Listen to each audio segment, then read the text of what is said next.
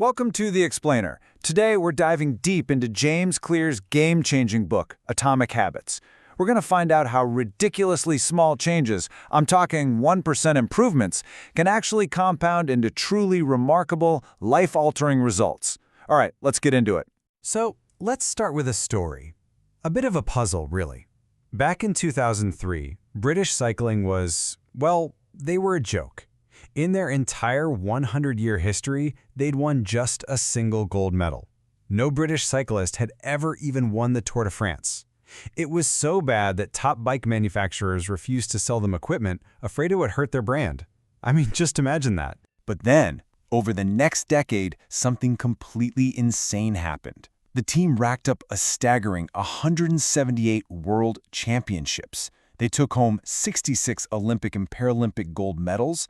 Oh, and they won the Tour de France 5 times. It's now considered one of the most successful runs in the history of the sport. So you gotta ask, what on earth changed? Well, they brought in a new performance director, a guy named Dave Brailsford. And his strategy wasn't some massive, dramatic overhaul. No, it was a commitment to a deceptively simple philosophy that he called the aggregation of marginal gains. The whole idea is actually pretty simple, but it's so powerful. If you could just find a tiny 1% improvement in every single thing that goes into riding a bike, all those little gains would add up and compound into something huge. And believe me, they went to the extreme with this.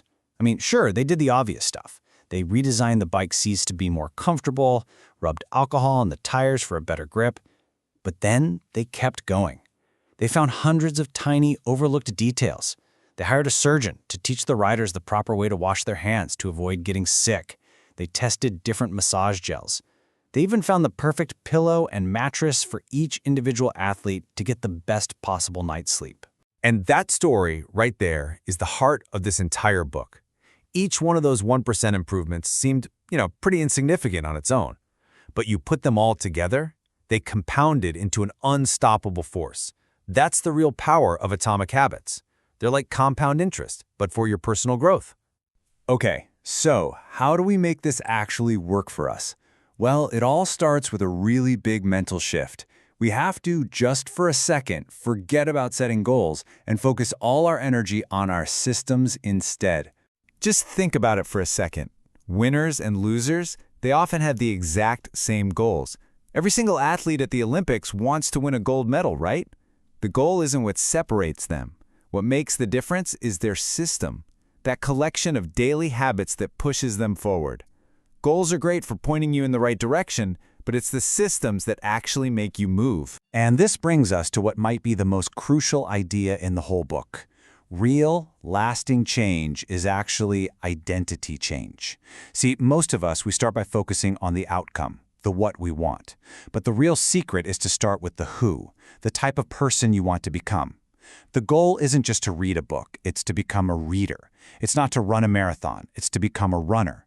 Once your habits become a fundamental part of who you are, they stick. So how do we actually build these identity-shaping systems? Well, James Clear gives us this simple but absolutely brilliant framework. He calls it the 4 laws of behavior change. Yep, the 4 laws of behavior change. To build a good habit, you just have to make it obvious, attractive, easy, and satisfying. And what's really cool is that if you want to break a bad habit, you just flip them on their head. Make it invisible, unattractive, difficult, and unsatisfying. Okay, law number 1, make it obvious. This one is all about the cues in your environment. You gotta realize that your surroundings are constantly shaping your behavior. So you might as well design them for success. You want to remember to take your vitamins every day? Stop hiding them in a cabinet. Put the bottle right next to your coffee maker where you literally can't miss it. Want to eat more fruit? Don't bury it in the fridge. Put it in a big bowl right on the kitchen counter. Law 2 is to make it attractive. The more appealing something is, the more likely you are to do it. And a really powerful way to do this is a technique called habit stacking. All you do is pair a new habit you want to start with a habit you already do every day. So, for example, after I pour my morning cup of coffee, I will meditate for 1 minute. See? You're just latching the new behavior onto an existing routine. Law number 3 is a total game changer. Make it easy. Let's be honest. We're all wired to take the path of least resistance. And the best way to leverage that is with what Clear calls the 2-minute rule. Basically, any new habit you want to start should take less than 2 minutes to do. Now, the point isn't to get amazing results in 2 minutes. The point is to master the habit of just showing up. So that ambitious goal, like run 3 miles, It just becomes put on my running shoes. Or read 30 pages becomes read 1 page. You can't improve a habit that doesn't exist yet. Once you've mastered the art of starting, it is so much easier to keep going. And finally, Law 4. Make it satisfying.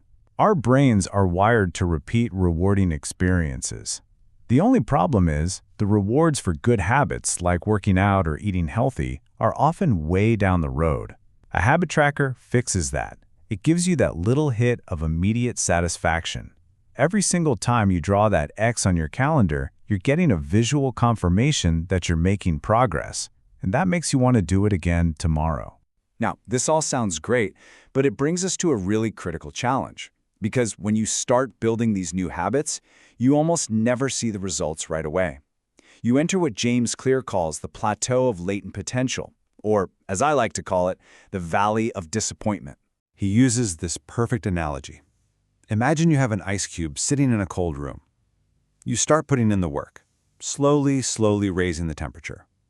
25 degrees, 26, 28, and nothing. It's still just a block of ice. The temperature keeps climbing, 29, 30, 31 degrees, and still nothing changes on the outside. It really feels like all of your effort is for nothing. And this is that valley. This is the exact point where most people give up because they think, well, this just isn't working. But then you hit 32 degrees, and boom, a breakthrough. The ice finally begins to melt. And here's the lesson. Your hard work was never wasted. Not for a second. It was simply being stored, building up potential, just waiting for that tipping point to reveal itself. It's like that famous quote you see in the San Antonio Spurs locker room. It wasn't the last blow that broke the rock. It was all the 100 blows that came before it. Your habits work the exact same way. Every small action is just another swing of the hammer. Ultimately, what this all comes down to is a really powerful idea. You do not rise to the level of your goals, you fall to the level of your systems. Success is not a single, once-in-a-lifetime transformation. It's the product of the things you do every single day. So the question I want to leave you with is this. What small 1% improvement, what tiny battle will you commit to winning today that casts a vote for the person you want to become?